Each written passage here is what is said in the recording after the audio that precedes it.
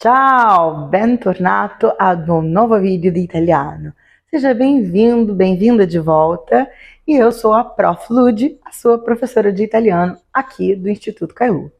E hoje nós vamos falar sobre i plurali dei nomi. I plurali dei nomi.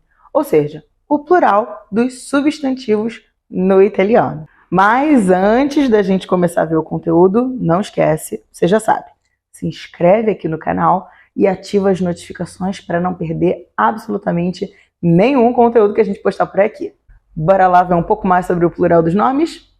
Esse vídeo, na realidade, vai se tratar de uma série de vídeos que a gente vai fazer sobre os plurais, porque sim, não é tão simples quanto você imagina. Eu tenho certeza que se você é aluno de italiano, você já deve ter ouvido por aí uma coisa parecida com isso aqui. Ah, plural no italiano é simples. Quando for masculino, você coloca i no final e quando for feminino, você coloca o é. Mas não é bem assim e existem muitas regras de plural. Essa é uma regra geral, sim, é verdade, porém ela não dá conta de todas as palavras que existem no italiano. E hoje eu vou te explicar como funcionam os plurais no italiano.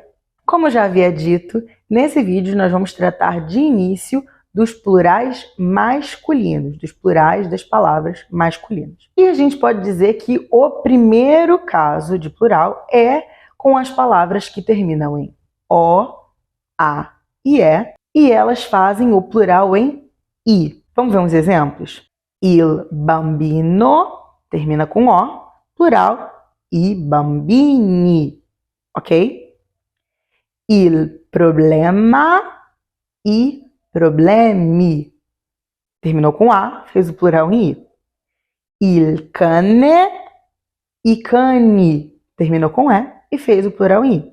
Essa é aquela regra geralzona. Palavra masculina terminada em o, a, vai fazer o plural em i. Porém, temos exceções. Com certeza temos. Palavras como uomo e plural é uomini. Nada a ver, mas tem outras exceções também. Esse foi só um exemplo, para você ter ideia. Sobre as exceções que vocês provavelmente vão ver aqui, é importante lembrar que exceção é natural. A língua é viva e a gramática não dá conta, e ela nem tenta dar conta de todas as manifestações que acontecem numa língua. Então, não fica triste ou desesperado se você não conseguir entender todas as exceções e gravar todas, porque o importante é que você entenda que a regra vale e ela funciona. Essas exceções só confirmam que essa regra está certa. Já as palavras masculinas que terminam com k e ga vão fazer o plural respectivamente em ki, gi, ou seja, elas vão ganhar um H. Por exemplo, monarca, monarque, duca, duque, colega, colegue. Já as palavras masculinas que terminam em io, cuja i é tônica, ou seja, ela é a sílaba mais forte da palavra, elas vão duplicar o i, ou seja, elas vão transformar esse o final em i. Por exemplo, zio, zi. As que terminam em io também, mas cuja i não é a sílaba mais forte, elas só vão perder o o e ficar com i no final. Por exemplo, orologio, orologi. Repara que diferente do zio, o io, né, é a sílaba mais forte, e no orologio, o lo é a sílaba mais forte ao invés do dio. Então, no primeiro caso, a gente duplica quando é a sílaba tônica, e quando não é a sílaba átona, fraca, a gente tira o o, beleza? Mas temos exceções em ambos os casos. A palavra dio, muito fortemente ligada ainda à sua origem latina, nesse caso vai ter um plural um pouco diferente. Ao invés de di, que seria a lógica, fica dei, lhe dei. E já no caso do io átono, né, como a gente viu no exemplo do orologio, armádio, que ficam orologi, armadi, perde essa o final, a gente tem a palavra tempio. Tempio, que é uma palavra cujo io final é átono, porém, para não confundir com o plural de tempo, que existe essa palavra em italiano, tempo, e significa a mesma coisa no português, que faz o plural em tempi. Nesse caso, tempio fará o plural em templi, fugindo da regra. Temos também as palavras que terminam em co no italiano.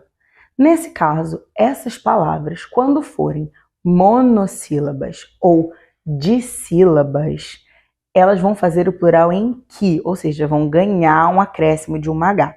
Por exemplo, parco, parqui. Já as palavras que também terminam em co, porém são trissílabas ou polissílabas, ou seja, não tem mais de 3 sílabas, vão fazer o plural em ti, seguindo aquela regra convencional, só transformando o O em I. Bom exemplo são as palavras nemico e amico, que tem mais de 3 sílabas e também terminam em co, e farão o plural em nemici, amici. Esse último grupo de palavras masculinas que a gente vai tratar aqui neste vídeo, porque ainda tem muito mais coisa, ele pode ser talvez o mais complicado, porque aqui a regra não é muito específica nem muito clara. Estou falando das palavras masculinas que terminam em go. O grupo mais amplo das palavras masculinas que terminam em go vão fazer o plural em gui. Por exemplo, luogo, luoghi, diálogo, dialoghi. Mas tem um outro grupo que é grande o suficiente para não ser considerado uma simples exceção, que faz o plural em di. Por exemplo, asparago, asparagi, antropólogo, antropologi. Percebe-se que essas palavras que terminam com logo, como antropólogo, e que indicam uma profissão, têm a tendência de fazer o plural em di. Existem muitas outras regras que, infelizmente, não dá para a gente mencionar aqui nesse vídeo, porque a ideia não é fazer um vídeo muito longo, mas, pelo contrário, é instigar você, chamar você para vir estudar italiano com a gente e aprender muito mais regras e muito mais exceções dos plurais em italiano. Não só dos plurais, mas tudo que envolve gramática.